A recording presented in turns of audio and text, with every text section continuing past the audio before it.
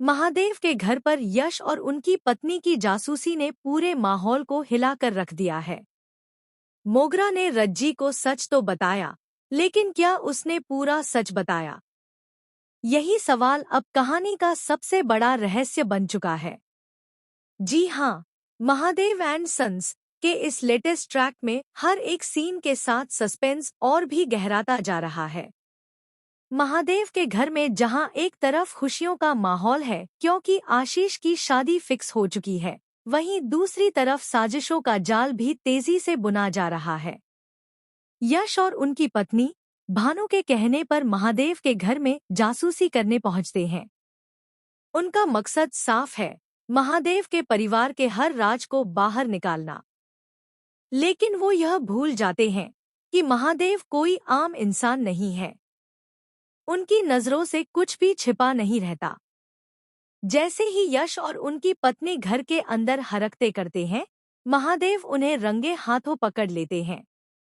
महादेव का गुस्सा उस वक्त साफ नजर आता है, लेकिन वह अपने गुस्से को कंट्रोल करते हैं। वह भानु को भी घर बुलाते हैं और बहुत शांति से लेकिन सख्त लहजे में कहते हैं कि अगर वह चाहते तो अभी पुलिस बुलाकर सबको अंदर करवा सकते थे। लेकिन आज उनके घर में खुशी का मौका है, इसलिए वह कोई तमाशा नहीं चाहते। वह भानु को न्योता देने की बात करते हैं, लेकिन यह न्योता एक तरह की चेतावनी भी होता है। भानु इस अपमान को सहन नहीं कर पाती। उसका गुस्सा साफ दिखता है, लेकिन वह कुछ कर नहीं पाती और वहां से चली जाती है। जाते जाते उसकी आंखों में जो नफरत और बदले की आग दिखाई देती है, वह आने वाले तूफान का संकेत है। अब कहानी का असली मोड़ यहाँ से शुरू होता है। दूसरी तरफ रज्जी मोगरा से बार बार सच जानने की कोशिश करती है। मोगरा बताती है कि सिकंदर नाम का एक खतरनाक गुंडा उसके पीछे पड़ा था। उसने 3 साल पहले उसके खिलाफ एफआईआर भी दर्ज करवाई थी और वह जेल भी गया था। लेकिन यह सिर्फ आधा सच है। असल सच्चाई इससे कहीं ज्यादा खतरनाक है। मोगरा जानती है कि सिकंदर सिर्फ एक गुंडा नहीं, बल्कि एक ऐसा इंसान है जो किसी बड़े खेल का हिस्सा है।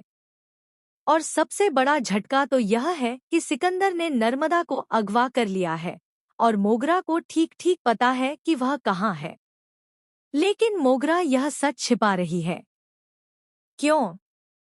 क्या वह डर रही है, या फिर वह किसी और के दबाव में है? इसी बीच अचानक मोगरा के फोन पर सिकंदर का कॉल आता है। उसकी आवाज में एक खतरनाक ठंडापन होता है। वह सीधे सीधे धमकी देता है, अगर 1 घंटे के अंदर तुम मेरे पास नहीं पहुंची तो नर्मदा की जान चली जाएगी। यह सुनते ही मोगरा के पैरों तले जमीन खिसक जाती है। उसकी आंखों में डर साफ दिखाई देता है, लेकिन वह फिर भी किसी को कुछ नहीं बताती। अब यहाँ पर एक और बड़ा ट्विस्ट सामने आता है। मोगरा अकेले ही सिकंदर के पास जाने का फैसला करती है। वह किसी को बताए बिना घर से निकलती है, लेकिन उसे यह नहीं पता होता कि कोई उसका पीछा कर रहा है। वह कोई और नहीं, बल्कि आशीष होता है। आशीष को मोगरा की हरकतों पर पहले से ही शक था। वह चुपचाप उसका पीछा करता है और धीरे धीरे सच के करीब पहुंचने लगता है। इधर महादेव को भी कुछ गड़बड़ का एहसास होने लगता है। उन्हें लगता है कि घर में जो कुछ हो रहा है वह सिर्फ एक इत्तेफाक नहीं है, बल्कि इसके पीछे कोई बहुत बड़ी साजिश है। और तभी कहानी में आता है सबसे बड़ा धमाका। भानु, जो बाहर से शांत दिख रही थी, असल में एक बड़ा खेल खेल रही होती है। वह सिकंदर के साथ मिली हुई होती है। जी हाँ, यह खुलासा पूरे ट्रैक को पलट कर रख देता है। भानु और सिकंदर मिलकर महादेव के परिवार को तोड़ने की साजिश रच रहे हैं।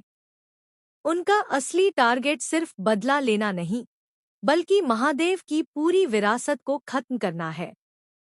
अब सवाल यह उठता है, क्या मोगरा समय पर नर्मदा को बचा पाएगी? क्या आशीष सच जान पाएगा? क्या महादेव इस साजिश को समय रहते समझ पाएंगे? और सबसे बड़ा सवाल, क्या मोगरा का छिपाया हुआ सच पूरे परिवार को बर्बाद कर देगा? आने वाले एपिसोड्स में जबरदस्त ड्रामा, इमोशन और खतरनाक ट्विस्ट देखने को मिलने वाले हैं। रिश्तों की सच्चाई सामने आएगी, भरोसे टूटेंगे और कुछ ऐसे राज खुलेंगे जो सबको हिलाकर रख देंगे। तो तैयार हो जाइए, क्योंकि महादेव एंड सन्स की कहानी अब एक ऐसे मोड़ पर पहुंच चुकी है जहां हर किरदार की असली पहचान सामने आने वाली है। अब देखना बेहद दिलचस्प होगा कि सच की जीत होती है या साजिशों का अंधेरा सब कुछ निगल जाता है। वेल, आप क्या सोचते हैं? मोगरा सही कर रही है या उसे सब कुछ बता देना चाहिए? हमें कमेंट सेक्शन में जरूर बताइए।